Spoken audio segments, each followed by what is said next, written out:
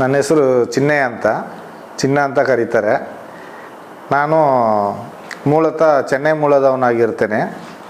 ಕಾರಣ ನಾನು 1994ರಲ್ಲಿ ನಾನು ಧರ್ಮಸ್ಥಳ ಶ್ರೀ ಕ್ಷೇತ್ರ ಮಂಜುನಾಥ ಸ್ವಾಮಿ ಸನ್ನಿಧಾನದಲ್ಲಿ ಸೇವೆಗೆ ಅಂತ ಹೇಳಿ ಬಂದವ. ಶ್ರೀ ಕ್ಷೇತ್ರ ಸನ್ನಿಧಾನದಲ್ಲಿ ನೇತ್ರಾವತಿ ಸ್ನಾನಘಟ್ಟದಲ್ಲಿ ನನಗೆ ರೂಮನ್ನು ಕೊಟ್ಟು ಕೆಲಸಕ್ಕೆ ಇಟ್ಕೊಂಡಿರ್ತಾರೆ. ನಾನು ಕೆಲಸ ಮಾಡ್ತಾ ಇರ್ತೇನೆ. ನಾನು ಈ ಮೂಲಕ ತಿಳಿಸೋದೇನೆಂದರೆ, ನ್ಯಾಯಾಧೀಶರಿಗೂ, ನ್ಯಾಯಪೀಠ ಅಥವಾ ನಮ್ಮ ಮುಖ್ಯಮಂತ್ರಿಗಳು, ಪ್ರಧಾನಮಂತ್ರಿಗಳು, ಅಲ್ಲ ಪೊಲೀಸ್ ಅಧಿಕಾರಿಗಳಿಗೆ ನಾನು ಈ ಮೂಲಕ ತಿಳಿಸೋದೇನಂತಂದರೆ, ಒಂದು ಸತ್ಯವನ್ನು ನಾನು ಹೇಳಲಿಕ್ಕೆ ಇಚ್ಛೆ ಪಡ್ತೇನೆ. ನನ್ನ ಪ್ರಾಣಾಭಯದಿಂದ ನಾನು ಊರು ಬಿಟ್ಟು ಹೋಗಿರ್ತೇನೆ. 2015-16ರಲ್ಲಿ ನಾನು ಊರು ಬಿಟ್ಟು ಹೋಗಿರ್ತೇನೆ. ಕಾರಣ ಏನಂತ ನಾನು ಇನ್ಮೇಲೆ ಹೇಳ್ತೇನೆ ವಿಷಯ. ಕಾರಣ ಉದಾಹರಣೆಗೆ ಈ ಸೌಜನ್ಯ ಕೇಸ್ಗೋಸ್ಕರ ನಾನು ಹೋಗಿರ್ತೇನೆ. ಆದರೆ ಇದಕ್ಕೆ ಮುಂಚೆ ಇಲ್ಲಿ ಏನು ನಡೀತು ಅಂತಂದರೆ, ನನಗೆ ಈ ಹೆಣಗಳನ್ನ ಊತಾಕೋದು ನನ್ನ ಕೆಲಸ ಆಗಿರ್ತದೆ. ಎಲ್ಲಿ ಅಂದ್ರೆ ನೇತ್ರಾವತಿ ಸ್ನಾನಘಟ್ಟ ಇರ್ಬೋದು, ಧರ್ಮಸ್ಥಳ ಸುತ್ತವಟ್ಟಾರ ಎಲ್ಲಿ ಹೆಣ ಬೀಳ್ತದೆ ಅದನ್ನೆಲ್ಲ ನಾನು ಊತಾಕೋದು ನನ್ನ ಕೆಲಸ. ಆದರೆ ನಾನು ಅದು ಪ್ರತಿನಿತ್ಯ ಮಾಡ್ತಾ ಇರ್ತೇನೆ. ಬೆಳಿಗ್ಗೆ ಒಂದೇನೋ ಊತಾಕಿದರೆ ಮಧ್ಯಾಹ್ನ ಒಂದೇನೋ ಸಿಗುತ್ತೆ, ಇಲ್ಲಾಂದರೆ ಸಂಜೆ ಒಂದೇನೋ ಸಿಗುತ್ತೆ. ಬಟ್ ಈ ಹೆಣಗಳನ್ನು ಊತಾಕಿ ನಾನು ಬೇಸತ್ತಿ ಹೋಗಿರ್ತೇನೆ. ಆ ಊತಾಕಲಿಲ್ಲ ಅಂತಂದಾಗ ನನ್ನ ಮನೆಗೆ ರೂಮ್ಗೆ ಬೀಗ ಹಾಕ್ತೇನೆ ಅಂತ ಬೆದರಿಕೆ ಮಾಡ್ತಾರೆ. ಆಗೋಸ್ಕರ ನಾನು ಅದನ್ನೆಲ್ಲ ಅನುಸರಿಸಿ ಮಾತಾಡಿಕೊಂಡು ಮಾಡ್ತಾ ಇರ್ತೇನೆ. ಈಗ ನಾನು ಇದು ಯಾಕೆ ಹೇಳ್ತೇನೆ, ನನ್ನ ಆತ್ಮತೃಪ್ತಿಗೋಸ್ಕರ ಇದನ್ನು ಹೇಳ್ತಕ್ಕೆ ಇಷ್ಟಪಡ್ತಾ ಇದ್ದೀನಿ. ಯಾರ ಬಲಾತ್ಕಾರದಲ್ಲಿ ಇಲ್ಲ. ಯಾಕಂದರೆ ಈ ಸೌಜನ್ಯ ಕೇಸು ದೊಡ್ಡ ಮಟ್ಟದಲ್ಲಿ ಹೋರಾಟ ನಡೀತಾ ಇರೋದ್ರಿಂದ ನಾನು ಟಿ ವಿಯಲ್ಲಿ ನೋಡಿ ಮುಂದೆ ಬಂದು ಹೇಳ್ಬೇಕಂತ ನಾನು ಇಷ್ಟಪಟ್ಟು ಬಂದಿರ್ತೀನಿ, ಆತ್ಮತೃಪ್ತಿಗೋಸ್ಕರ ಹೇಳೋಣ ಅಂತ. ಯಾಕಂದರೆ ಕೆಲವು ಸತ್ಯತೆಗಳು ಗೊತ್ತಿಲ್ಲದೇ ಇರ್ಬೋದು. ಆದರೆ ನನ್ನ ಮೂಲಕ ತಿಳಿದದನ್ನು ನಾನು ಹೇಳ್ಬಿಡೋಣ ಅಂತ ಈ ಮೂಲಕ ಬಂದಿದ್ದೇನೆ. ಕಾಲಕ್ರಮೇಣ ನಾನು ಬಂದ ವಸ್ತ್ರಲ್ಲಿ ನನಗೆ 25 ರೂಪಾಯಿ ಸಂಬಳ. ಸ್ಟಾರ್ಟಿಂಗಲ್ಲಿ 25 ರೂಪಾಯಿ ಸಂಬಳವನ್ನು ತಿಂಗಳ ನನಗೆ ರಬ್ಬರ್ ಬ್ಯಾಂಡ್ ಹಾಕಿ ಒಂದು ಬುಟ್ಟಿಯಲ್ಲಿ ಇಟ್ಕೊಳ್ತಿದ್ರು. ಅದರಿಂದ ತೆಗೆದು ನಮ್ಮ ಕೈಗೆ ಬಿಸಾಡ್ತಿದ್ರು. ಕಾರಣ ನಾವು ಕಸ ತೆಗೆಯೋರು, ಹೆಣ ಮಣ್ಣು ಮಾಡೋರು, ಈ ಥರ ಕೀಳ ಮಟ್ಟದ ಕೆಲಸ ಮಾಡೋದ್ರಿಂದ ಕೈಯಲ್ಲಿ ಕೊಡ್ತಿರಲಿಲ್ಲ. ಹೀಗೆ ಬಿಸಾಡ್ತಿದ್ರು, ಈಗ ಇಟ್ಕೊಳ್ತಿದ್ವಿ ಅಷ್ಟೇ.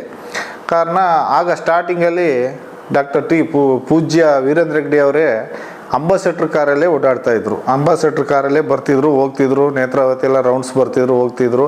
ಅವರು ಬಂದಾಗೆಲ್ಲ ನಾವು ಅಡ್ಡ ಬಿದ್ದು ಕೈ ಮುಗಿತಿದ್ವಿ, ಕಾಲಿಗೆ ಬಿದ್ದು ಹೇಳ್ತಿದ್ವಿ, ಎಲ್ಲ ಸೇವೆ ಮಾಡ್ತಾಯಿದ್ವಿ. ಚಂದದಲ್ಲಿ ಕೆಲಸ ಮಾಡ್ತಾಯಿದ್ವಿ. ಕಸ ಗುಡಿಸೋದು, ಬೆಂಕಿ ಕೊಡೋದು, ಕಸವನ್ನೆಲ್ಲ ಸುಟ್ಟಾಕೋದು, ಈ ಥರ ಕೆಲಸ ಮಾಡಿಕೊಂಡು ಜನಸೇವೆ ಮಾಡಿಕೊಂಡು ನಾವು ಇದ್ವಿ ಪ್ರತಿನಿತ್ಯ. ಇರಬೇಕಾದ್ರೆ ಒಂದು ಸಂಕಟ, ಈ ಹೆಣಗಳನ್ನ ಊತಾಕೋದು ತುಂಬ ಬೇಸರದ ಕೆಲಸ.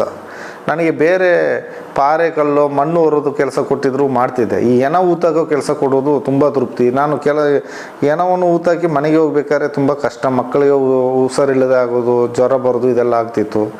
ಮತ್ತು ಹೇಗೋ ಮಾಡ್ತಾ ಕಾಲ ಕಳೀತಾ ಹೋಗ್ತಾ ಇದ್ದೆ. ಯಾಕಂದರೆ ನಮ್ಮ ಕೆಲಸವೇ ಹೆಣ ಊತಾಕೋದು. ಆದ್ದರಿಂದ ನಾವು ಅದನ್ನು ಊತಾಕಿ ಅಂತ ಹೇಳಿದ ತಕ್ಷಣ ನಾವು ಊತಾಕಿರ್ತೇವೆ. ರಾಜೇಶನ್ ಮ್ಯಾನೇಜರ್ ಹೇಳಿದ ಕೂಡಲೇ ನಾವು ಆ ಕೆಲಸ ಮಾಡಿರ್ತೇವೆ. ಇವರು ಇದನ್ನು ತಂದು ರಾಜೇಂದ್ರ ದಾಸ್ ಅನ್ನೋರು ಮ್ಯಾನೇಜರು ವಿಠಲ್ನ ಮೇಲೆ ಕಟ್ಟಿಡಲಿಕ್ಕೆ ನಮ್ಮ ಹತ್ರ ಒಂದು ಕತೆ ಹೇಳ್ತಾರೆ. ಅವನು ಹೋಟ್ಲಲ್ಲಿ ಮೂಟೆ ಕಟ್ಟಿ ಇಟ್ಟಿದ್ದ, ಅವನೇ ಕೊಂದಾಕಿದ್ದ, ನಾವು ಊತಾಕಿದ್ವಿ ಅಂತೇಳಿ ವಿಠಲ್ನ ಮೇಲೆ ಹೇಳಿಬಿಡಿ ನೀವು, ನಾವು ಯಾವುದೇ ಕೋರ್ಟಲ್ಲಿ ಕರೆದು ಕೇಳಿದಾಗ ಆ ಥರ ಹೇಳಿ ಅಂತೇಳಿ ನಮ್ಮನ್ನು ಹೇಳ್ತಾರೆ. ಹಾಗೆ ಹೇಳುವಾಗ ನಾವು ಯೋಚನೆ ಮಾಡ್ತೀವಿ. ಮನೆಗೆ ಬಂದು ಹೆಂಡತಿ ಮಕ್ಕಳಲ್ಲಿ ಯೋಚನೆ ಮಾಡುವಾಗ ಇವರು ಕಾಸು ಕೊಡುವಾಗ ನಾವು ಈಸ್ಕೊಳ್ಳಿಕ್ಕೆ ನಾವು ಇರಲಿಕ್ಕಿಲ್ಲ, ನಮ್ಮನ್ನು ಒಳಗೆ ತಳ್ಳುವ ಐಡಿಯಾ ಮಾಡ್ತಾರೆ. ಬಲುಪಸಿ ಆಗಲಿಕ್ಕೆ ನಾವು ರೆಡಿ ಇಲ್ಲ. ನಾವು ಭಿಕ್ಷೆ ಎತ್ತಿದ್ರು ಎಲ್ಲಿಯಾದರೂ ಹೋಗಿ ಜೀವನ ಮಾಡುವಂತ ಹೇಳಿ ಒಂದು ನಿರ್ಧಾರ ಮಾಡಿ ನನ್ನ ಅಕ್ಕ ಭಾವ ನಾವೆಲ್ಲ ಒಂದು 4 ಜನರು ಸೇರಿ ನಾವು ಊರಿಗೆ ಹೊರಡ್ತೇವೆ. ನಮ್ಮ ಊರಿನಲ್ಲಿ ಯಾವುದಾದ್ರೂ ಕೆಲಸ ಮಾಡ್ಕೊಂಡು ಹೋಗ್ತೇವೆ, ನಮಗೆ ಊರಿನಲ್ಲಿ ಇಷ್ಟ ಇರಲಿಕ್ಕೆ ಹೋಗ್ತೇವೆ ಅಂತೇಳಿ ಹೊರಡಬೇಕಾದ್ರೆ ನಮಗೆ ಒಂದು ಜೀವನ ಮೂಲ ಅಂತ ಹೇಳಿ ಒಂದು ಮೂಲ ವೇತನ ಅಂತ ಕಾಸು ಇಟ್ಕೊಳ್ತಾರೆ ಸಂಬಳದಲ್ಲಿ ಕೊಡಬೇಕಾದ್ರೆ. ಅದು ಒಂದು 25 ವರ್ಷ ಕೆಲಸ ಮಾಡಿದ್ರಿಂದ ನಮಗೆ 3.5 ಲಕ್ಷ ಅಮೌಂಟ್ ಕೊಡಲಿಕ್ಕೆ ಇರ್ತದೆ. 3.5 ಲಕ್ಷದಲ್ಲಿ ನಮಗೆ ಒಂದು 50,000 ಕೊಟ್ಟು ನಮ್ಮನ್ನು ಲೆಟ್ರ್ ಬರೆಸ್ಕೊಳ್ತಾರೆ. ನೀವಾಗೆ ಹೋಗೋದು ಅಂತೇಳಿ. ನಾವಾಗೆ ಹೋಗುವಾಗೆ ಲೆಟ್ರ್ ಬರೆದು ಸೈನ್ ಮಾಡಿಸಿ ನಮ್ಮನ್ನು ಕಳಿಸಿಬಿಡ್ತಾರೆ ಅಲ್ಲಿಂದ. ಯಾಕಂದರೆ ಮೇಲ್ನೋಟಕ್ಕೆ ನಾವು ಏನೇ ತಿಳ್ಕೊಂಡ್ರು ಅಲ್ಲಿ ಏನು ನಡೀತದೆ ಅಂತ ಗೊತ್ತಾಗಲ್ಲ. ಯಾಕಂದರೆ ನಾನು ಹೆಣಗಳು ಊತಾಕೋದು ಈ ಥರ ಚಟುವಟಿಕೆ ಮತ್ತು ಏನಾದರೂ ಗಲಾಟೆ ಆದಾಗ ಅವರೊಟ್ಟಿಗೆ ಸೇರಿಕೊಳ್ಳೋದು ಎಲ್ಲ ಕೆಲಸ ಮಾಡೋದ್ರಿಂದ ನನಗೆ ಫುಲ್ ಫ್ರೀಯಾಗೇ ಬಿಟ್ಟಿರ್ತಾರೆ. ನಾನು ದೇವಸ್ಥಾನದಲ್ಲಿ ಹೋಗೋದು ಅಲ್ಲಿ ಇಲ್ಲಿ ಏನು ಕೆಲಸ ಮಾಡಿದ್ರು ನಾನು ಎಲ್ಲ ಕಡೆ ಅಲೌಡ್ ಇರುತ್ತೆ ನನಗೆ. ಹಾಗಾಗಿ ಈಗ ಮಾಡ್ತಾ ಇರಬೇಕಾದ್ರೆ ಅಲ್ಲಿ ಹೆಣಗಳು ಬೀಳ್ತಾಯಿದ್ವು ಅಂತಂದರೆ ಸುಮ್ಮನೆ ಒಂದು ಬೀಳ್ತಾ ಇರಲಿಲ್ಲ. ಹೆಣ್ಮಕ್ಳು ಅತಿ ಹೆಚ್ಚಿನ ಸಂಖ್ಯೆಯಲ್ಲಿ ಅವರೇ ಸಾಯ್ತಾಯಿದ್ರು ಹೆಣ್ಮಕ್ಳು. ಕಾರಣ ಚಡ್ಡಿ ಇರಲಿಲ್ಲ, ಒಳಗಡೆ ಚಡ್ಡಿ ಇರಲಿಲ್ಲ, ಮೇಲ್ಗಡೆ ಪೆಟಿಕೋಟ್ ಮಾತ್ರ ಇರ್ತಾಯಿತ್ತು, ಡ್ರೆಸ್ ಇರ್ತಿರ್ಲಿಲ್ಲ. ಮತ್ತು ಸಾಲೆ ಬುಕ್ಕು ಈ ಥರ ಕೆಲವೊಂದು ಜಾಗದಲ್ಲಿತ್ತು. ಅದನ್ನು ನಾವು ಗುಂಡಿಲೇ ಹಾಕಿ ಮಣ್ಣು ಮಾಡಿದ್ದೀವಿ. ಕಾರಣ ಅಂದರೆ ಕೆಲವೊಂದು ಡೆಡ್ ಬಾಡಿಗಳಿಗೆ ಪೊಲೀಸ್ನವರೇ ಬರೋದಿಲ್ಲ. ಯಾಕಂದರೆ ಇವರು ಮಾಹಿತಿ ಕಚೇರಿ ಸಿಬ್ಬಂದಿಯವರು ಹೇಳಿ ಕಳಿಸಿದರೆ ಮಣ್ಣು ಮಾಡಿ ಬರಬೇಕು ನಮ್ಮ ಕೆಲಸ. ಅವ್ರು ತೋರಿಸಿದ್ದು ನಾವು ಮಾಡೋದು ಅಷ್ಟೇ ನಮ್ಮ ಕೆಲಸ. ಯಾಕಂದ್ರೆ ನಾವು ಮಾಡಲಿಲ್ಲ ಅಂದರೆ ನಮಗೆ ಅವರು ಬೈತಾ ಇರ್ತಾರೆ. ಯಾಕಂದರೆ ರೂಮ್ ಬೀಗ ಹಾಕ್ತೀವಿ, ಹಾಗೆ ಟಾರ್ಚಲ್ಲಿ ಇರ್ತದೆ. ನಮ್ಮ ಕೆಲಸ ಅದಾಗಿರೋದ್ರೆ ನಮ್ಗೆ ಮುಗಿದ್ರೆ ಸಾಕು, ನಾವು ನೆಮ್ಮದಿಯಾಗಿರ್ಬೋದು ಅಂತೇಳಿ ನಾವು ಹೋಗಿ ಗುಂಡಿ ತೆಗೆಯೋದು, ಮಣ್ಣು ಹಾಕೋದು, ಬರೋದು ನಮ್ಮದು ಈ ಕೆಲಸ. ಹಾಗಾದರೆ ಕೆಲವೊಂದು ರಸ್ತೆ ಬದಿಯಲ್ಲಿ ಅಲ್ಲಿ ಇಲ್ಲೆಲ್ಲ ತುಂಬ ಹಾಕಿದ್ದೇನೆ. ಯಾಕಂದರೆ ಎಲ್ಲೆಲ್ಲಿ ಹೆಣ ಹಾಕಿದ್ದೀನಿ ಅಂತ ನನಗೇನೆ ಗೊತ್ತು. ಹೆಣ ಹಾಕಿದವ ನಾನು ಅದನ್ನು ತೋರಿಸ್ಲಿಕ್ಕೆ ಮುಂದೆ ಬರ್ತೀನಿ. ಕಾರಣ ಏನಂದರೆ ಈಗ ಈ ಸೌಜನ್ಯ ಕೇಸಿಂದ ಅದನ್ನೆಲ್ಲ ತೆಗಿತಾರೆ ಅಂತ ವಿಷಯ ತಿಳ್ಕೊಂಡೆ. ಹಾಗೆ ತಿಳ್ಕೊಂಡು ನಾನು ಊತಾಕಿದ್ದನ್ನು ನಾನೇ ತೋರಿಸುವ ಮುಂದೆ ನಿಂತು. ಯಾಕಂದ್ರೆ ನಾನೇ ಊತಾಕಿದ್ದಲ್ವ, ನನಗೆ ಆ ಜಾಗ ಎಲ್ಲ ಗೊತ್ತಿದೆ, ತೋರಿಸುವ ಅಂತ ನಾನೊಂದು ಈ ಮೂಲಕ ತಿಳಿಸೋಕೆ ಇಷ್ಟಪಡ್ತೀನಿ. ಮತ್ತು ಇನ್ನೊಂದು ಏನಪ್ಪ ಅಂತಂದರೆ ಅಲ್ಲಿ ದೊಡ್ಡ ವಿಷಯ ಒಂದು ನಡೀತು ಈ ಸೌಜನ್ಯ ಕೇಸಿನಿಂದ ಮುಂಚೆ. ಅದು ಜನಗಳಿಗಿಂತ ಪೊಲೀಸ್ನವ್ರಿಗೆ ಗೊತ್ತಿಲ್ಲ. ಕಾರಣ ಏನಂದರೆ ಅಲ್ಲಿ ಒಬ್ಬರು ಆನೆ ಮಾವುತರಿದ್ದರು. ಆನೆ ಮಾವುತ ನಾರಾಯಣ ಸಪಾಲಿ ಅಂತ ಇದ್ದರು. ಯಮನ ಗಂಗಾ ಅಂತ ಒಬ್ಬರಿದ್ದರು. ಅವರ ತಂಗಿನ ರಾಜೇಂದ್ರ ರೈ ಅಂತ ಒಬ್ಬರು ಗಾರ್ಡನ್ ಸೂಪರ್ವೈಸರು. ಅವರು ತುಂಬಾ ಲೈನ್ ಹೊಡಿತಾಯಿದ್ರು, ನನ್ನ ಮುಂದೆನೇ ಲೈನ್ ಹೊಡಿತಾಯಿದ್ರು. ಕಾರಣ ನಾನು ಅದನ್ನು ಕಂಡುಕೊಳ್ಳಲ್ಲ. ಯಾಕಂದ್ರೆ ಅವರೊಬ್ಬರು ಸೂಪರ್ವೈಸರೇ ಈ ಥರ ಮಾಡ್ತಾರೆ, ನಾವು ಕಸ ಗುಡಿಸೋರು, ನಮಗೆ ಅದಕ್ಕೆ ಸಂಬಂಧ ಇಲ್ಲ. ಏನು ಎಟ್ಟಿದ ವಿಷಯ, ಅವ್ರಿಗೆ ಮದುವೆ ಆಗಿಲ್ಲ, ಹಾಗೆ ಹೀಗೆ ಈಯಾಡಿಸೋದು, ನಮ್ಮ ಇದರಲ್ಲೆಲ್ಲ ಹೇಳ್ಕೊಳ್ಳೋದು, ಮತ್ತು ಗಾರ್ಡನಲ್ಲೆಲ್ಲ ಅವ್ರನ್ನ ಚುಡಾಯಿಸೋದೆಲ್ಲ ಮಾಡ್ತಾಯಿದ್ರು. ಅವಳು ಕೆಲಸ ಸಿಮೆಂಟ್ ಕಳಿಸ್ಕೊಡೋದು, ಈ ಗಾರೆ ಮೇಸ್ತ್ರಿ ಹೆಲ್ಪರ್ ಕೆಲಸ ಮಾಡ್ಕೊಂಡಿದ್ಲು. ನಾರಾಯಣ ಸಪಾಲಿನ ದೇವಸ್ಥಾನಕ್ಕೆ ಬರ್ತಾಯಿದ್ದ, ಅಲ್ಲಿ ಅಶ್ವತ್ಥ ಕಟ್ಟೆಯನ್ನು ಸುತ್ತಾ ಇದ್ದ. ನಮಗೆ ಗೊತ್ತಿಲ್ಲ. ನಾವು ಏನು ತಿಳ್ಕೊಂಡ್ವಿ ಅಂದರೆ ಮ್ಯಾನೇಜರ್ ಹೇಳೋದು, ಅವನನ್ನು ಅವನನ್ನು ಹೊಡೆದು ಓಡಿಸು ಅಂತ.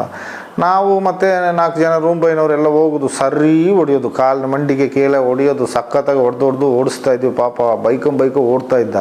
ಮತ್ತು ರಿಕ್ಷಾದವ್ರು ಹೇಳ್ತಾಯಿದ್ರು, ಅವ ಹುಚ್ಚಲ್ಲ ಮಾರೆ, ಅವ ಇಲ್ಲಿ ಅವನೇ ಮಾವುತ, ಅವನದು ಜಾಗ ಎಲ್ಲ ಇದೆ, ಅವ ಇಲ್ಲೇ ಸ್ವಂತ ಮನೆ ಇದೆ ಮಾರೆ, ಅವನನ್ನು ಯಾಕೆ ಓಡಿಸ್ತೀನಿ ಅಂತ ರಿಕ್ಷಾದವ್ರು ಹೇಳುವಾಗ ಮತ್ತೆ ಗೊತ್ತಾಯಿತು ನಮಗೆ ಇವ್ರನ್ನವನು ಅಂತ. ಮತ್ತು ಮಾವುತ ಅಂತ ಆಗ ಗೊತ್ತು ನಮಗೆ. ಮ್ಯಾನೇಜರ್ ಹೇಳಿದ್ದು ಅವನು ಹುಚ್ಚ, ಅವನನ್ನು ಒಳಗೆ ಬಿಡಬಾರ್ದು, ಓಡಿಸು ಅಂತ ಹೇಳ್ತಿದ್ರು.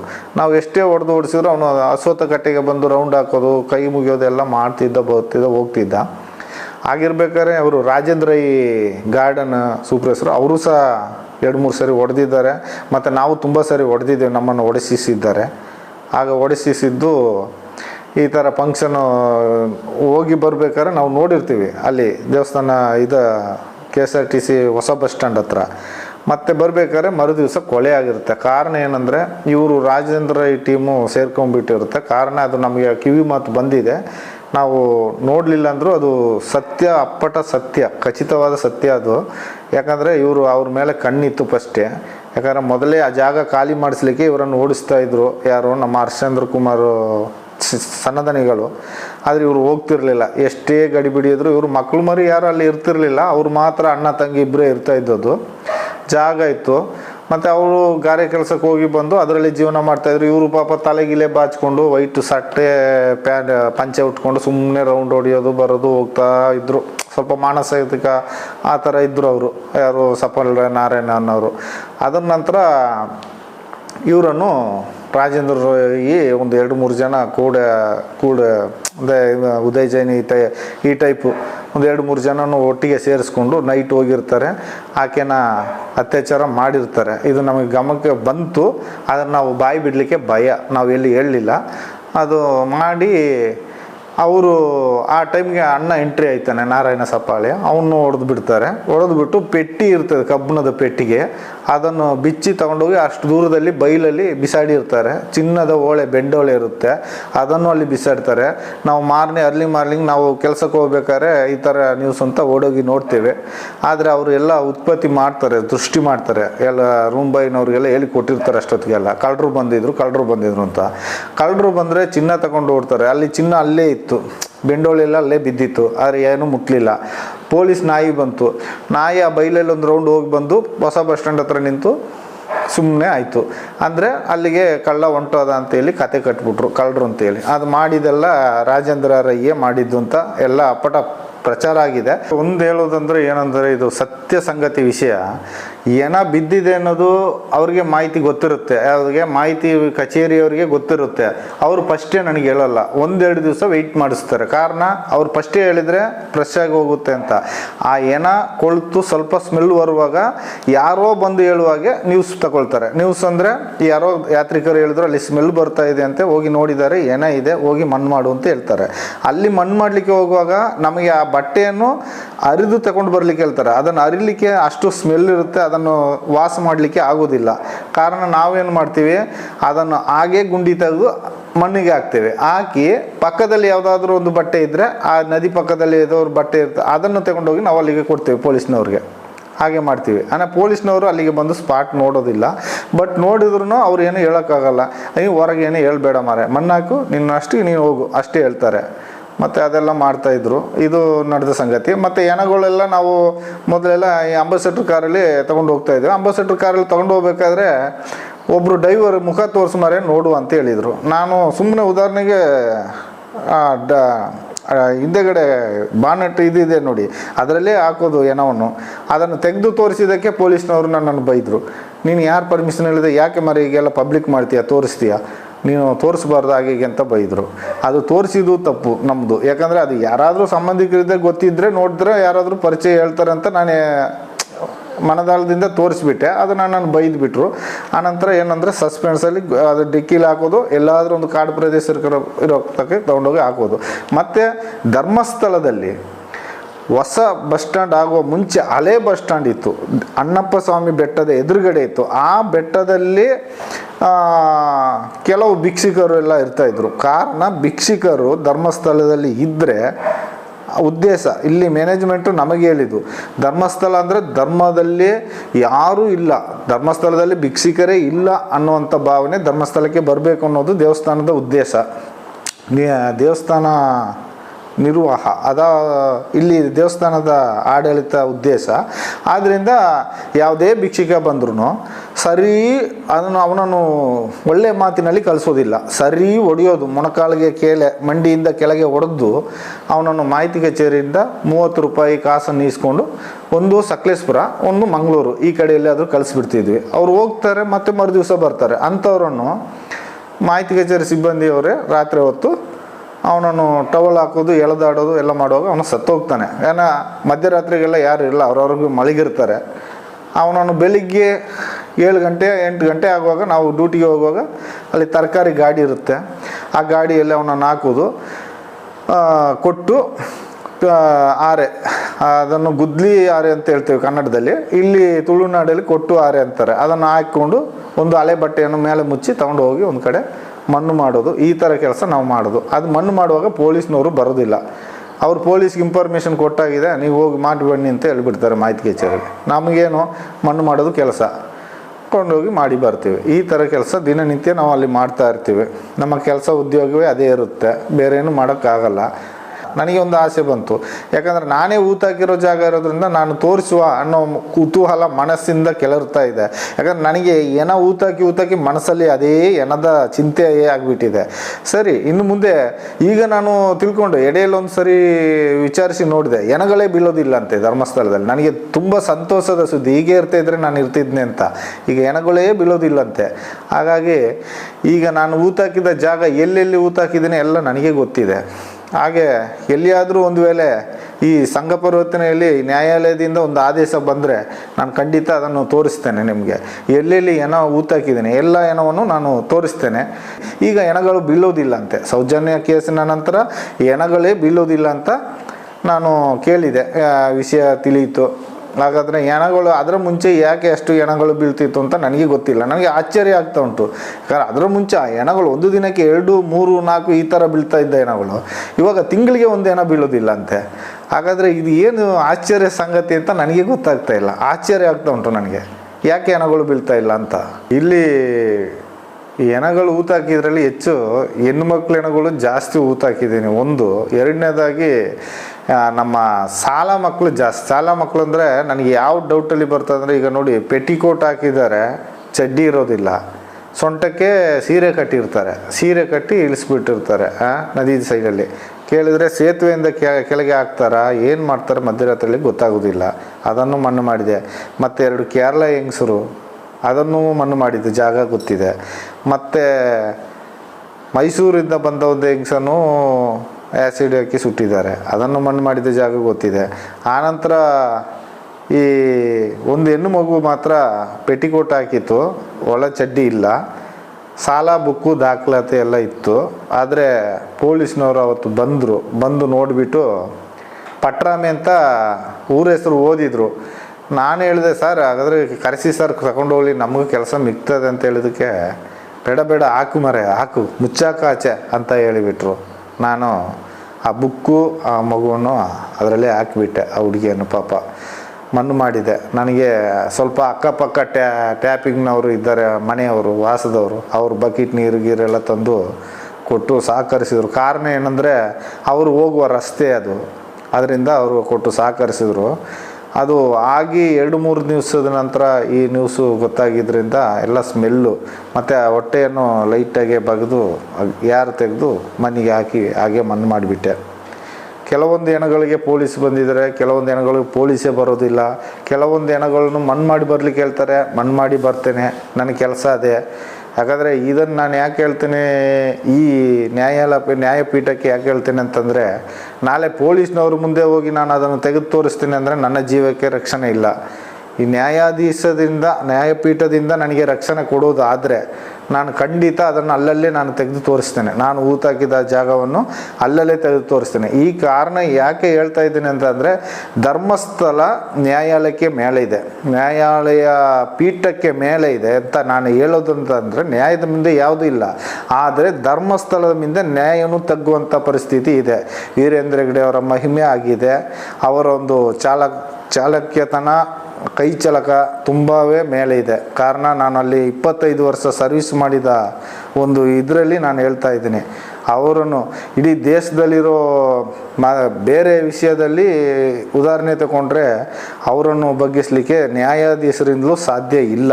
ಆ ಮಟ್ಟದಲ್ಲಿರುವಾಗ ಇಲ್ಲಿ ಧರ್ಮಸ್ಥಳಕ್ಕೆ ನಾವು ಆಪೋಸಿಟಾಗಿ ನಾವು ಹೇಳೋಕ್ಕಾಗಲ್ಲ. ಆಪೋಸಿಟ್ ಅಂದರೆ ಇದು ನಡೀತಾ ಇರೋದು ಈ ಥರ ಇದೆ ಅಂತ ಹೇಳಿದಾಗಲೇ ನಾನು ಇಲ್ಲದೆ ಆಗ್ತೀನಿ, ನಾನೇ ಕಣ್ಮರೆ ಆಗ್ತೀನಿ.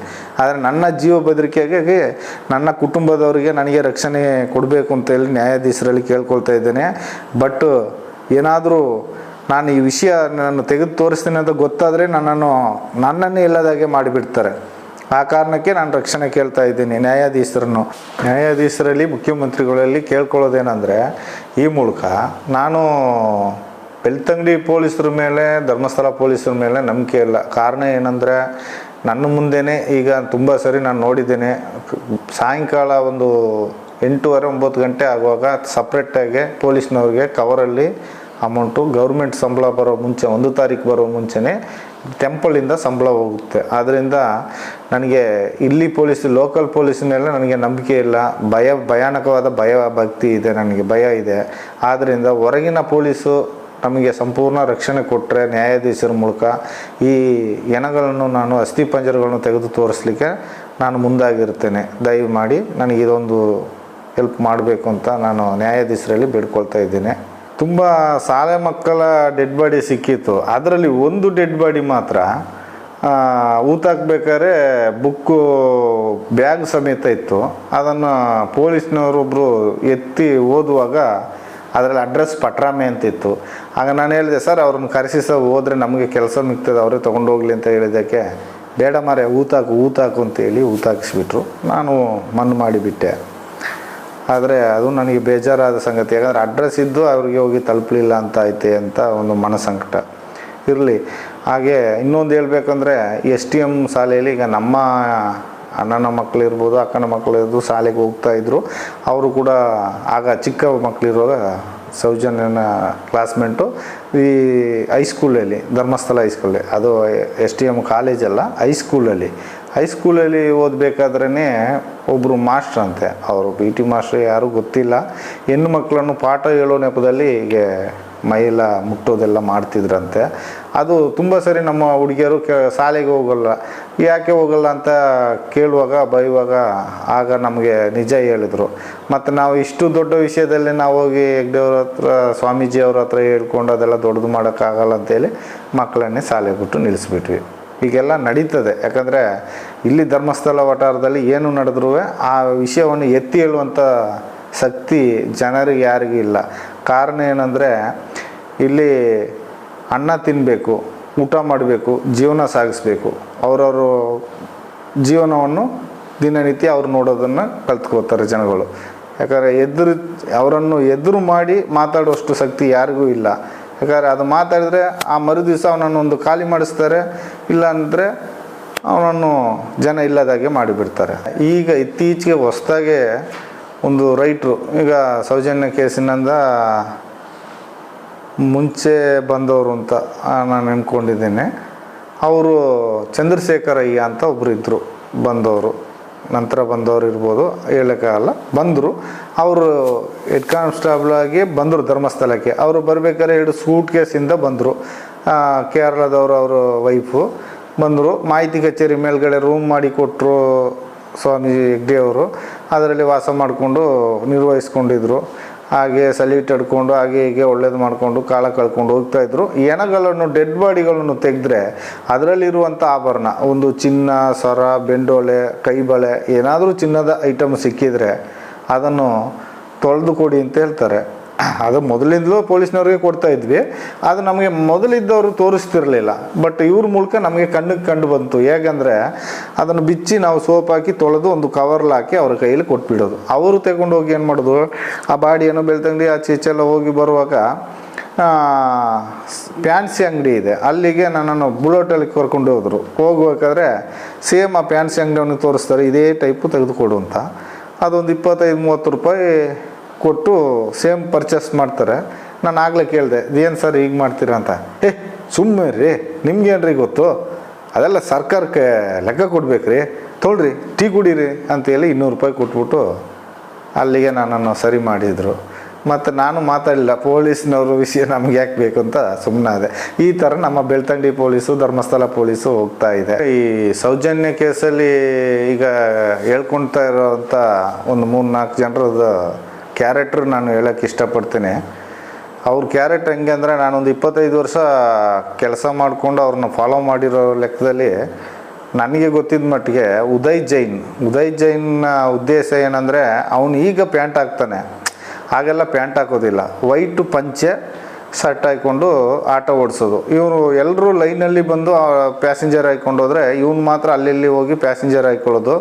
ಮತ್ತು ಒಂದು ಅನಾಥನಾಗೆ ಅಂದರೆ ಆ ರಿಕ್ಷಾದಲ್ಲೇ ಮಲ್ಕೊಳ್ಳೋದು. ರಾತ್ರಿ ಬೆಳಗ್ಗೆ ಎದ್ದು ಎಷ್ಟೊತ್ತಿಗೂ, ರಾತ್ರಿ 3 ಗಂಟೆ 2 ಗಂಟೆ ಎಷ್ಟೊತ್ತಿಗೂ ಅವನು ಬಾಡಿಗೆ ಓಡಿಸೋದು. ಆ ಥರ ಮಾಡಿಕೊಂಡು ಕಾಲ ಕಳೀತಿದ್ದ. ಉಜಿರೆ ಹೋದರೆ ಉಜಿರೆ ಸೈಡ್ ಮಲಗೋದು, ಅಲ್ಲಿ ಧರ್ಮಸ್ಥಳದಲ್ಲಿ ಪ್ರತಿಮಾ ಸ್ಟುಡಿಯೋದಲ್ಲಿ ಮಲ್ಕೊಳ್ಳೋದು, ಈ ಥರ ಮಾಡ್ತಾಯಿದ್ದ.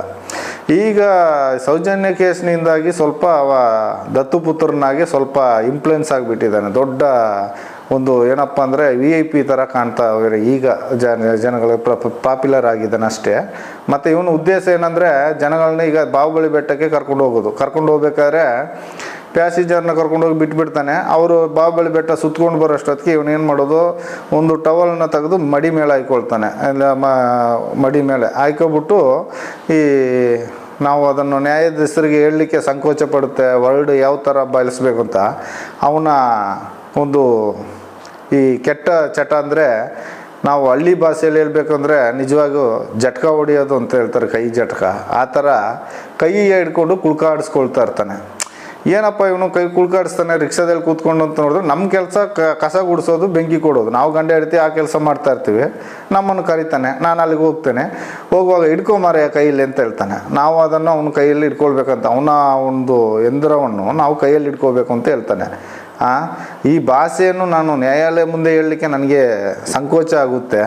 ಅವನು ಆ ಥರ ಒಂದು ಕ್ರೂರವಾದ ಒಂದು ಇದು ಮಾಡ್ತಾರೆ. ಏನು ಮಾರೆ ಹೆಣ್ಮಕ್ಳಿದ್ದಾರೆ, ಹೆಂಗಸ್ರಿದ್ದಾರೆ, ಈ ಥರ ಎಲ್ಲ ಮಾಡ್ತೀಯ, ನಾಚಿಕೆ ಆಗಲ್ವ ಅಂದರೆ ಅದೆಲ್ಲ ಏನಾಗಲ್ಲ ಮಾರೆ, ಹಿಡ್ಕೊಂಬಾರೆ ಏನಾಗಲ್ಲ, ನೋಡು ಹೇಗಿದೆ ನಂದು, ಹೇಗಿದೆ ನೋಡು ಅಂತ ಹೇಳ್ತಾನೆ. ಆ ಥರದ ಒಂದು ದೊಡ್ಡ ಕ್ರೂರ ಪಾಪಿ ಅಂದರೆ ದೊಡ್ಡ ಕ್ರೂರ ಪಾಪಿ. ಯಾಕಂದರೆ ಅವನು ಎಲ್ಲಿ ಬೇಕೋ ಆ ಥರ ಒಂಟಿ ಹೆಂಗಸ್ರೆಲ್ಲ ಸಿಕ್ಕಿದ್ರೆ ಬಾಡಿಗೆ ಮಾಡೋ ಥರ ಹೋಗೋದು, ಕರ್ಕೊಂಡು ಹೋಗೋದು. ಕೆಲವೊಂದು ಯಾತ್ರಿಕರು ಬರ್ತಾರೆ, ಒಂಟಿ ಮಹಿಳೆಯರು, ಅವ್ರ ಊರಿನಲ್ಲೆಲ್ಲ ಪಾಪ ಅವ್ರಿಗೇನೋ ಕಷ್ಟ ಸಮಸ್ಯೆ ಪರಿಹಾರ ಇರದೇ ಇರುತ್ತೆ, ಬರ್ತಾರೆ ದೇವ್ರ ಸನ್ನಿಧಾನದಲ್ಲಿ ಏನಾದರೂ ಒಂಚೂರು ಬೇಡ್ಕೊಂಡು ಹೋಗೋಣ ಅಂತ, ಅಂಥವ್ರನ್ನೇ ಟಾರ್ಗೆಟ್ ಮಾಡೋದು ಇವನ ಕೆಲಸ. ಆ ಹೆಂಗಸ್ರನ್ನು ಕರ್ಕೊಂಡು ಹೋಗೋದು, ಎಲ್ಲಾದರೂ ಒಂದು ಕಡೆ ಕಾಡು ಇದ್ದ ಕಡೆ ಹೋಗೋದು, ಏನೋ ಮಜಾ ಮಾಡೋದು, ಅವ್ರಿಗೆ ಕಾಸು ಕೊಡ್ತಾನೆ ಇಲ್ವೋ ಗೊತ್ತಿಲ್ಲ. ಈ ಥರದ ಉದ್ಯೋಗದಲ್ಲಿ ಅವನು ತುಂಬ ತಡ್ಕೋತಾನೆ.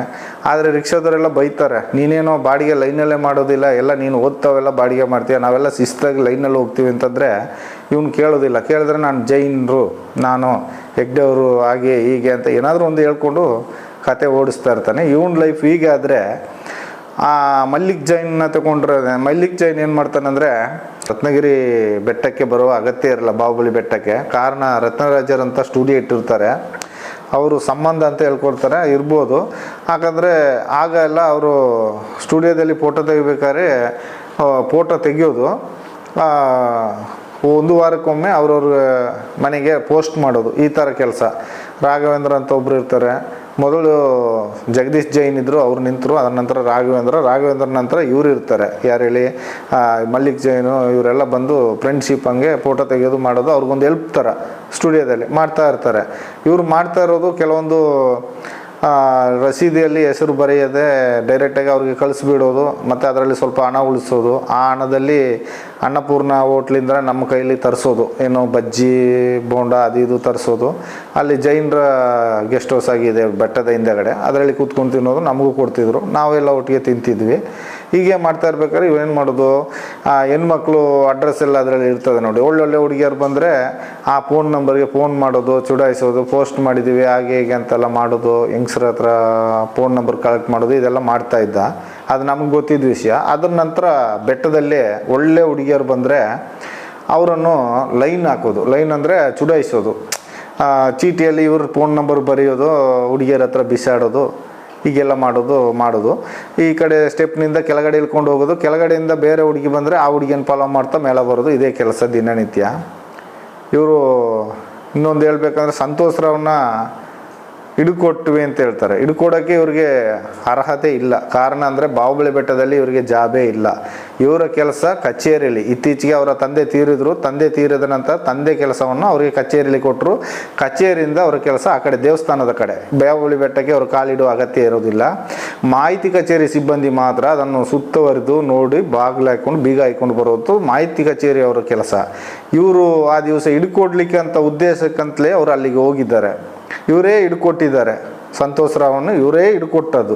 ಕಾರಣ ಕೇಳ್ತಾರೆ, ನನ್ನ ಕರ್ತವ್ಯ, ನಾನು ಬಾಹುಬಲಿ ಬೆಟ್ಟವನ್ನು ಸುತ್ತುವರೆದು ಬಂದು ನಾನು ಚೆಕ್ ಮಾಡಿ ಬೀಗ ಹಾಕಿ ಹೋಗುವಂಥ ಟೈಮ್ನಲ್ಲಿ ಇವನನ್ನು ನೋಡಿದೆ, ನಾನು ಹಿಡಿದು ಕೊಟ್ಟೆ ಅಂತ ಹೇಳ್ತಾರೆ. ಆದರೆ ಇವರಿಗೆ ಅಲ್ಲಿ ಬಾಹುಬಲಿ ಬೆಟ್ಟದಲ್ಲಿ ಒಂದು ದಿನವೂ ಆ ಕೆಲಸ ಇಲ್ಲ. ಸ್ಟುಡಿಯೋಕ್ಕೆ ಹೋದರೆ ಫೋಟೋ ತೆಗೆದ್ರೆ ಹೋಗಿದ್ರೆ ಅದರಿಂದ ನಿಂತು ಅವರ ಕೆಲಸ.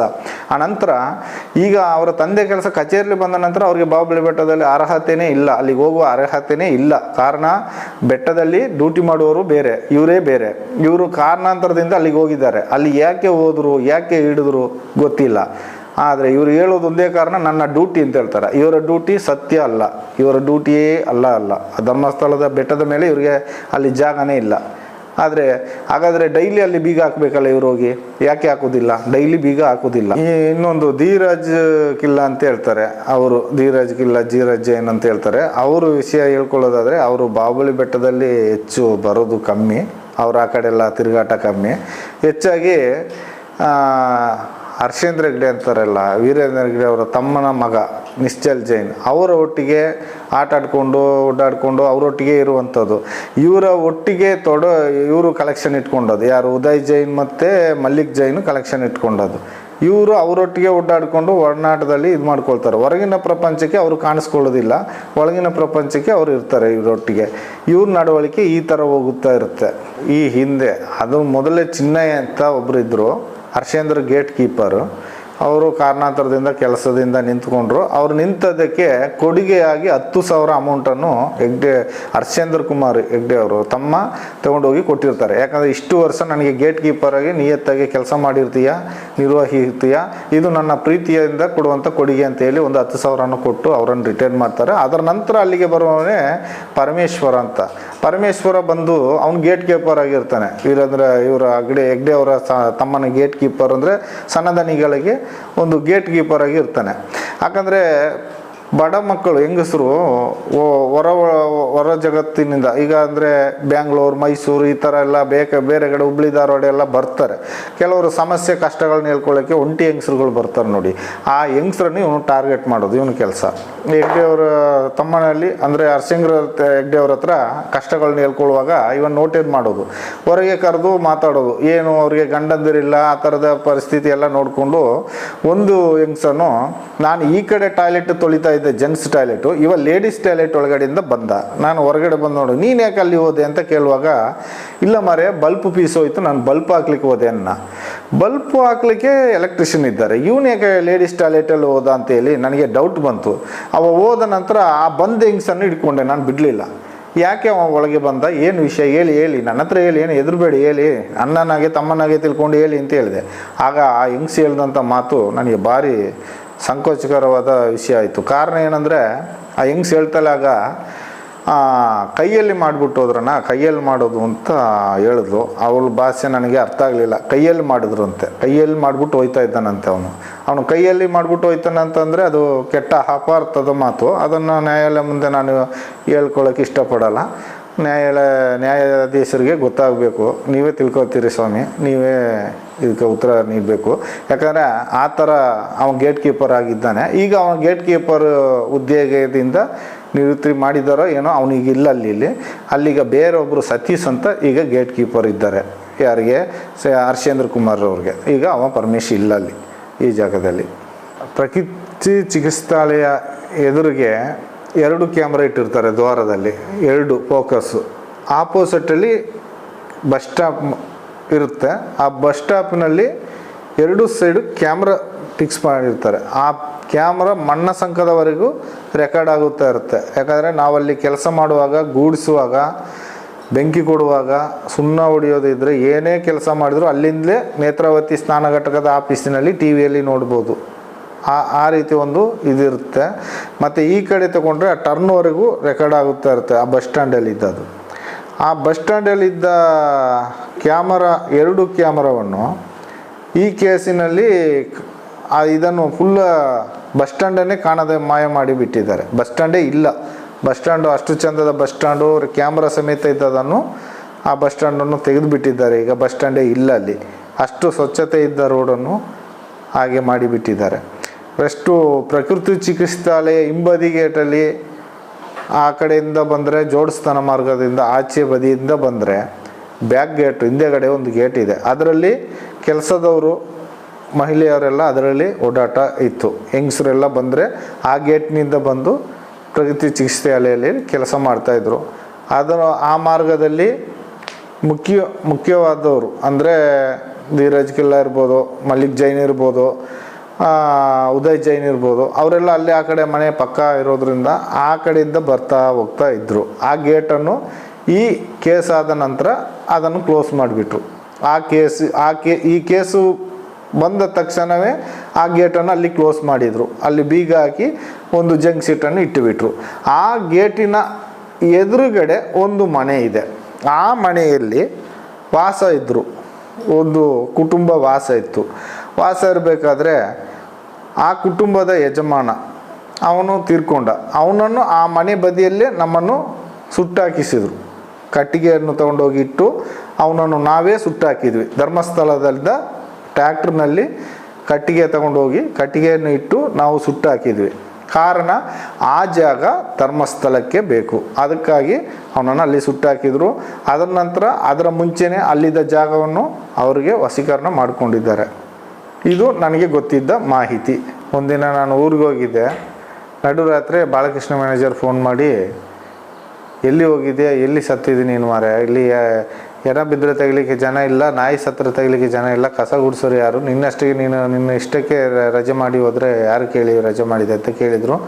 ಕೇಳುವಾಗ ನಾನು ಬಾಲಕೃಷ್ಣ ಮ್ಯಾನೇಜರ್ ಹತ್ರ ಹೇಳಿದೆ, ಚಂದ್ರಶೇಖರ್ ಭಟ್ರ ಹತ್ರ ಕೇಳಿದ್ದೀನಿ ಸರ್ ಅಂತ. ಕೂಡಲೇ ಅವರು ನನಗೆ ಫೋನ್ ಮಾಡಿದರು, ನೀ ಬೇಗ ಬರೋದಾದರೆ ಬಂದು ಕೆಲಸಕ್ಕೆ ಸೇರು, ಇಲ್ಲಾಂದರೆ ನಿನ್ನ ಮನೆಗೆ ರೂಮ್ಗೆ ಬೀಗ ಹಾಕ್ತಾರೆ, ನಿನಗೆ ಕೆಲಸ ಇಲ್ಲ, ಎಲ್ಲ ಬೈತಾರೆ, ಬೇಗ ಬಾ ಅಂತ ಹೇಳಿದರು. ನಾನು ಆ ಕೂಡಲೇ ಹೊರಟು ಬಂದೆ. ಬರಬೇಕಾದ್ರೆ ಒಂದು 10 ಗಂಟೆ ಸಮಯ ಇರಬೇಕು ಬೆಳಿಗ್ಗೆ. ಅಷ್ಟೊತ್ತಿಗೆ ಒಂದು 2-3 ವ್ಯಾನ್ 4-5 ವ್ಯಾನ್ ಬಂತು. ವ್ಯಾನ್ನಲ್ಲಿ ನಾಯಿ ಎಲ್ಲ ಕರ್ಕೊಂಡು ಬಂದರು. ಕರ್ಕೊಂಡು ಬರುವಾಗ ಅಲ್ಲಿ ಏನ ಇದೆ ಅಂತ ಗೊತ್ತಾಯಿತು. ಹೋದೆ. ಅಷ್ಟಾಗುವಾಗ ನನಗೆ ಗೊತ್ತಾಯಿತು ಅದು ಸೌಜನ್ಯನ ಶವ ಅಂತ ಮತ್ತೆ ಗೊತ್ತಾಯಿತು. ಇವಾಗ ಬಂದವರು ಮಂಗಳೂರಿಂದ ಪೊಲೀಸ್ನವರು ಯಾರು ಬಂದರು ಈ ಕಾರ್ನಲ್ಲಿ, ಇವರೆಲ್ಲ ಯಾರು ಡೆಡ್ ಬಾಡಿ ಇದ್ದ ಜಾಗಕ್ಕೆ ಹೋಗಲಿಲ್ಲ. ಬೆಳ್ತಂಗಡಿ ಪೊಲೀಸು, ಧರ್ಮಸ್ಥಳ ಪೊಲೀಸು ಮಾತ್ರ ಡೆಡ್ ಬಾಡಿ ಹತ್ರ ನಿಂತರು. ಅಲ್ಲದೆ ಇವರೆಲ್ಲ ರೋಡ್ನಿಂದ ಹೊರಗಡೆ ನಿಂತ್ಕೊಂಡ್ರು. ಮತ್ತು ಅವರು ಏನು ಮಾಡಿದ್ರು, ಅರ್ಧ ಗಂಟೆ 1/4 ಗಂಟೆ ಕಾರ್ಯಾಚರಣೆ ಮಾಡಿ ಪೊಲೀಸ್ನವರು ನಾಯಿ ಕರ್ಕೊಂಡು ಹೊರಟರು. ಮತ್ತು ಡೆಡ್ ಬಾಡಿ ತಗೊಂಡು ಹೋದರು. ಆನಂತರ ಗೊತ್ತಾಯಿತು ಡೆಡ್ ಬಾಡಿ ಸೌಜನ್ಯದು ಅಂತ. ಅದರ ನಂತರ ನೋಡಿದರೆ ಹಿಂದೆಯೇ ಬಾಲಕೃಷ್ಣ ಪೂಜಾರಿ ಅಂತ ಇದ್ದಾರೆ, ಅವರು ಸೌಜನ್ಯನ ತಾಯಿಯನ್ನು ಕರ್ಕೊಂಡೋಗಿ ಬೆನಕ ಹಾಸ್ಪಿಟ್ಲಲ್ಲಿ ಕೂಡಿ ಹಾಕಿದರು. ಇವಳು ಅಸ್ವಸ್ಥಲಾಗಿದ್ದಾಳೆ, ಮಾನಸಿಕ ಆಗಿದ್ದಾಳೆ, ಇವಳನ್ನು ಯಾವುದೇ ಕಾರಣಕ್ಕೂ ಹೊರಗೆ ಬಿಡಬೇಡಿ ಅಂತೇಳಿ ಅಲ್ಲಿ ಕೂಡಿ ಹಾಕಿದರು. ಅವ್ರ ತಂದೆಯನ್ನು ಸಾಕ್ಷಿ ಹೇಳಲಿಕ್ಕೆ ಅಂತೇಳಿ ಬೆಳ್ತಂಡಿ ಪೊಲೀಸ್ ಸ್ಟೇಷನ್ಗೆ ಕರ್ಕೊಂಡು ಹೋದರು. ಸರಿ, ಅದ್ರ ನಂತರ ಏನಾಯಿತು ನನಗೆ ಗೊತ್ತಾಗಲಿಲ್ಲ. ನಾನು ಇಲ್ಲಿ ಕೆಲಸ ಮಾಡಿ ನನ್ನಷ್ಟಕ್ಕೆ ಕೆಲಸ ಎಲ್ಲ ಮುಗಿಸಿ ಒಂದು 11 ಗಂಟೆ ಆಗುವಾಗ ನಾವು ಹೋಗಿ ನೋಡಿ ಬರುವಪ್ಪ, ನಮ್ಮೂರ ಹೆಣ್ಣು ಮಕ್ಕಳು ಹೇಗೆ ಏನು ಅಂತ ನೋಡುವಂತ ಹೋಗುವಾಗ ಅಲ್ಲಿ ರಸ್ತೆಯಲ್ಲಿ ಬೆದರು ಬೊಂಬೆಲ್ಲ ಇಟ್ಟು ಬ್ಯಾರ್ಲು ಇದೆಲ್ಲ ಡ್ರಮ್ ಎಲ್ಲ ಇಟ್ಟಿದ್ರು. ಯಾವುದೇ ಹೆಣ ಹೋದರೂ ಆ ಥರ ಇಡೋದಿಲ್ಲ. ಈ ಹೆಣಕ್ಕೆ ಮಾತ್ರ, ಈ ಡೆಡ್ ಬಾಡಿ ಕೊಂಡೋಗುವಾಗ ಮಾತ್ರ ಆ ಥರ ಇಟ್ಟಿದ್ದಾರೆ. ಮತ್ತು ಅಲ್ಲಿ ಹೋಗಿ ನೋಡುವಾಗ ಕನ್ನಡಿ ಎಲ್ಲ ಬಂದಾಗಿದೆ, ಕನ್ನಡಿ ಸಮೇತ ಓಪನ್ ಇಲ್ಲ. ಸರಿ, ನಾವು ನೋಡುವಾಗ ಅಲ್ಲಿ ರೂಮ್ ಬಾಯ್ನವರು 4-5 ಜನ ಇದ್ದಾರೆ, ಮತ್ತು ಧರ್ಮಸ್ಥಳ ಪೊಲೀಸೇ ಅಲ್ಲಿ ಇದ್ದರು. ನಾನು ನೋಡಿಕೊಂಡು ನನ್ನಷ್ಟಿಗೆ ಬಂದೆ. ಯಾಕಂದರೆ ನಾನು ಎಣ್ಣೆ ತೆಗೆಯೋದ್ರಿಂದ ನನ್ನನ್ನು ಏನು ಕೇಳಲಿಲ್ಲ, ನನ್ನಷ್ಟಿಗೆ ಹೋಗಿ ಬಂದೆ. ಹಾಗೆ ಸ್ವಲ್ಪ ಸಮಯ ಹೋಗ್ತಾ ಒಂದು ಸ್ವಲ್ಪ ದಿನಗಳು ಹಾಗೆ ದಿನ ಕಳೆದ ಹೋಗ್ತಾ ಇದ್ದಂಗೆ ರವಿ ಪೂಜಾರಿ ಸ್ವಲ್ಪ ಎಣ್ಣೆ ಹಾಕ್ಕೊಳ್ತಾ ಇದ್ದ. ಎಣ್ಣೆ ಹಾಕ್ಕೊಂಡು ಅವನಷ್ಟಕ್ಕೆ ಅವನು ಸ್ವಲ್ಪ ಅದು ಏನು ಅಂದರೆ ಭಯನಕದಲ್ಲಿ ಸ್ವಲ್ಪ ಭಯಭೀತಿ ಬಿದ್ದಿದ್ದ, ಮುಖ ಎಲ್ಲ ಭಯಭೀತಿ ಇತ್ತು. ಆ ಟೈಮ್ಗೆ ನಾನು ಕೇಳಿದೆ, ಯಾಕೆ ಮರೆ ಈ ಥರ ಇದೆಯಾ, ಎಣ್ಣೆ ಹಾಕ್ಕೊಂಡು ಈ ಥರ ತಿರುಗ್ತೀಯ ಅಂತ. ಅಲ್ಲಿ ನೆಸ್ಕಾಫಿ ಅಂಗಡಿಯವರು ಇದ್ದರು. ಅವ್ರ ಹತ್ರ ಒಂದು 2-3 ಸಾವಿರ ರೂಪಾಯಿ ದುಡ್ಡು ಇವನು ಸಾಲ ಕೊಟ್ಟಿದೆ ಅಂತ ಅವನೇ ಹೇಳಿದ ನನ್ನ ಹತ್ರ. ಮತ್ತು ಮನೆಯಲ್ಲಿ ಒಂದು 8,000 ದುಡ್ಡು ಕೊಟ್ಟು ಬಂದಿದ್ದೇನೆ ಅಂತ ಹೇಳ್ದ. ಇಷ್ಟು ದುಡ್ಡು ಎಲ್ಲಿಂದ ಬಂತು ಮಾರೆ ಅಂತ ನಾನು ಕೇಳಿದೆ. ನನಗೆ ಸಣ್ಣದನಿಗಳಿಗೆ ಕರೆದು ಕೊಟ್ಟರು ಮಾರೆ 25,000 ಅಂತ ಹೇಳ್ದ. ಮತ್ತು ಹೋಗಿ ಮಾರೆ, ಸಣ್ಣದನಿಗಳು ಮದುವೆ ಆದವ್ರಿಗೆ ಮಾತ್ರ ಸಾಲ ಕೊಡೋದು, ನಿನಗೆ ಮದುವೆ ಆಗಿಲ್ಲ, ನಿನಗೆ ಯಾಕೆ ಸಾಲ ಕೊಡ್ತಾರೆ ಅಂತ ಹೇಳುವಾಗ, ಹೋಗು ಮಾರೆ ನಿನಗೆ ಎಂತ ಗೊತ್ತು, ನಿನ್ನ ಕೆಲಸ ನೋಡು ಹೋಗು ಅಂತ ಹೇಳಿದ. ಮತ್ತು ಯಾಕೆ ಮಾರೆ ಇಷ್ಟು ಟೆನ್ಷನಲ್ಲಿದೆಯಾ, ಏನಾಯಿತು ಏಕೆ ಅಂತ ಹೇಳುವಾಗ ಭಯಭೀತನಾಗೇ ಇದ್ದ ಪಾಪ. ನನಗೆ ಅವ್ನು ನೋಡುವಾಗ ಬೇಜಾರಾಗ್ತಾಯಿತ್ತು. ಇಷ್ಟು ದಿವಸದಲ್ಲಿ ನಾನು ಆ ಥರ ಅವನ ಬೇಜಾರಿನಲ್ಲಿ ನಾನು ನೋಡಲಿಲ್ಲ. ಚಂದದಲ್ಲಿ ನಕ್ಕೊಂಡು ಖುಷಿಯಲ್ಲಿ ಇರ್ತಿದ್ದ, ಹಾಗೆ ದೆವ್ವ ಬಡ್ದಾಗೆ ಇದ್ದ. ಈಗ ಕೇಳುವಾಗ ಈ ಥರ ಹೇಳ್ದ, ನಿನಗೆ ವಿಷಯ ಅಂತ ಗೊತ್ತಿಲ್ಲ, ಹೋಗು ಮಾರೆ, ನಾನು ಹೇಳೋದಿಲ್ಲ, ನಿನಗೆ ಏನು ಗೊತ್ತು, ಹೋಗು ಮಾರೆ ಅಂತ ಹೇಳಿದ. ಹಾಗೆ ಏನು ನೋಡುವ ಕೇಳುವ ಅಂತ ಹೇಳುವಾಗ, ಈಗ ಸೌಜನ್ಯ ಹೇಗೆ ಸತ್ಲು ನಿನಗೆ ಗೊತ್ತಾ ಅಂತ ಕೇಳಿದ. ಕೇಳುವಾಗ, ಏನು ಮಾರೆ ಆಶ್ಚರ್ಯ, ನಿನ್ನ ಹೇಳೋದು ನಾನು ನಂಬಲಿಲ್ಲ ಮಾರೆ, ಹೋಗು ಮಾರೆ ಅಂತ ಹೇಳಿದೆ. ಹೋಗು ಅಂತ ಹೇಳಿದೆ. ಸರಿ ಹೇಳು ಮಾರೆ ಏನು ಅಂತ ಹೇಳುವಾಗ, ಈ ಥರ ಇದನ್ನು ಸಣ್ಣದನಿಗಳೇ ಮಾಡಿದ್ದು ಮಾರೆ, ನಿನಗೆ ವಿಷಯ ಗೊತ್ತಿಲ್ಲ, ನೀನು ಹೋಗು. ಆವತ್ತು ನಾನು ಫೋನ್ ಮಾಡುವಾಗ ಬಂದಿದ್ದರೆ ನಿನಗೆ ಗೊತ್ತಾಗ್ತಿತ್ತು, ನೀನು ಫೋನ್ ಮಾಡುವಾಗ ಬರಲಿಲ್ಲಲ್ಲ, ಆಗ ನಾನೆಲ್ಲ ಇದ್ದದು, ನನಗೆಲ್ಲ ಗೊತ್ತು, ನಿನ್ನ ಹತ್ರ ಹೇಳಲಿಕ್ಕೆ ಏನಿಲ್ಲ, ಹೋಗು ಮಾರೆ, ನೀ ಯಾರಿಗೆ ಹೇಳ್ಬೇಡ ಅಂತೇಳಿ ಇದು ಮಾಡಿಬಿಟ್ಟ. ಆನಂತರ ನಾನು ಸುಮ್ಮನೆ ಆದೆ. ಸರಿ, ಇದು ಈ ಥರ ಹೇಳಿದ್ದಾನೆ ಅಂತ ಕೇಳುವಾಗ, ಮತ್ತು 25,000 ಅವರು ದನಿಗಳು ಕರೆದು ಕೊಟ್ಟಿದ್ದಾರಂತೆ ಅವನಿಗೆ ಸಾಲ. 25,000ದಲ್ಲಿ ಮನೆಯಲ್ಲಿ ಸ್ವಲ್ಪ ಹಣ ಕೊಟ್ಟು ರೇವತಿ ಹತ್ರ ಒಂದು 2,000-3,000 ಸಾಲ ಕೊಟ್ಟದ ಅವನೇ ಹೇಳಿದ ನನ್ನ ಹತ್ರ. ಮತ್ತು ಅವ್ರ ಹತ್ರ ಮಾತಾಡ್ಕೊಂಡಿದ್ದಾಗಲೇ ನನಗೆ ಈ ಮಾತು ಸತ್ಯ ಹೇಳಿದ ಅವನು. ಹೇಳಿದ ನಂತರ ನನಗೆ ಸ್ವಲ್ಪ ತುಂಬ ಫೀಲಿಂಗ್ ಆಯಿತು, ಭಾರಿ ಬೇಜಾರಾಯಿತು, ಈ ಥರ ಆಯ್ತೆ ಅಂತ. ಅಷ್ಟು ಚಿಂತನೆ ಮಾಡುವಾಗಲೇ ಅವನು ಮರುದಿವಸ ಹ್ಯಾಂಗಿಂಗ್ ಮಾಡಿಕೊಂಡ ಅಂತ ಸುದ್ದಿ ಹೇಳ್ತಾರೆ.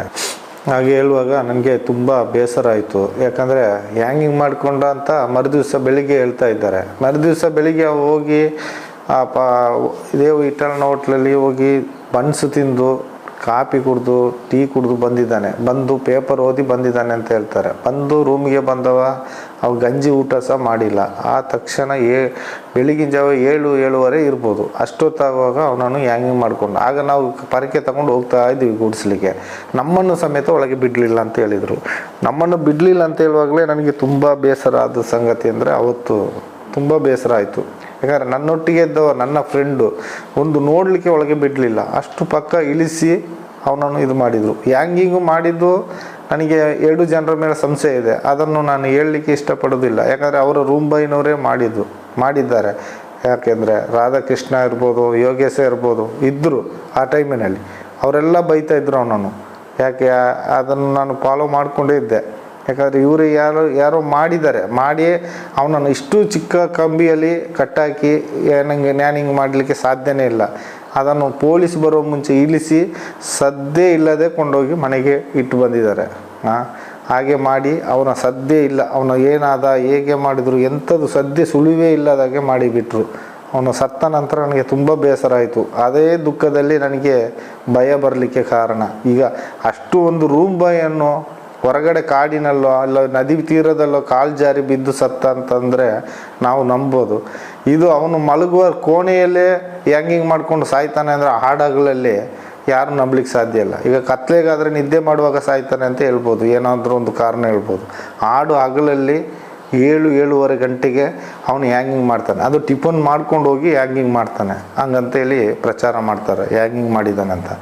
ನಾನು ಹೇಳ್ತೀನಿ ಸತ್ಯವಾಗಿ ಅವನು ಹ್ಯಾಂಗಿಂಗ್ ಮಾಡುವಂಥ ಪರಿಸ್ಥಿತಿಯೇ ಇಲ್ಲ. ಅಷ್ಟು ಒಳ್ಳೆಯ ಹುಡುಗ. ಈ ವಿಷಯ ಹೊರಗೆ ಬಂದ ತಕ್ಷಣವೇ ಅವನನ್ನು ಕೊಂದಾಕಿಬಿಟ್ರು. ಹೀಗೆ ಕೆಲವು ಸಾಕ್ಷಿಗಳನ್ನು ಕೊಂದಾಕಿಬಿಟ್ಟಿದ್ದಾರೆ, ಕೆಲವೊಂದು ಜನರನ್ನು ಸಾಯಿಸಿಬಿಟ್ಟಿದ್ದಾರೆ, ಸಸ್ಪೆನ್ಸಲ್ಲೇ ಮುಗಿಸಿಬಿಟ್ಟಿದ್ದಾರೆ. ಇದು ನಮಗೆ ಅರಿವಾಯಿತು, ಇದರ ಅರಿವಾಯಿತು. ಇನ್ನು ನಮ್ಮನ್ನು ಕೊಲ್ಲಲಿಕ್ಕೆ ಹೆಚ್ಚು ದಿನ ಇಲ್ಲ.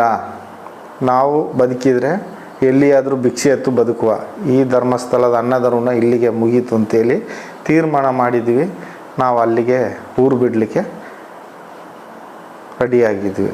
ನಾನೀಗ ಕೇಳ್ಕೊಳ್ಳೋದೇನೆಂದರೆ ಮಾನ್ಯ ಮುಖ್ಯಮಂತ್ರಿಗಳಿಗೂ ಮಾನ್ಯ ನ್ಯಾಯಪೀಠ ದೇವರುಗಳಿಗೂ ಒಂದೇ ವಿಶೇಷವಾಗಿ ಪೊಲೀಸ್ ಅಧಿಕಾರಿಗಳಿಗೂ ನಾನೊಂದು ಬೇಡಿಕೆ ಏನಂದರೆ, ಇದುವರೆಗೂ ನಾನು ಊತಾಕಿದ ಹೆಣಗಳನ್ನು ಪೊಲೀಸರಿಗೆ ಗಮನಕ್ಕೆ ಇಲ್ಲದೆ ಊತಾಕಿದ ಹೆಣಗಳನ್ನು ನನಗೆ ರಕ್ಷಣೆ ಕೊಟ್ಟು ನೀವು ನೋಡಿದರೆ ಸ್ವಾಮಿ, ನಾನು ದಯವಿಟ್ಟು ಅದನ್ನೆಲ್ಲ ನಾನು ತೆಗೆದು ತೋರಿಸ್ಬಿಡ್ತೇನೆ.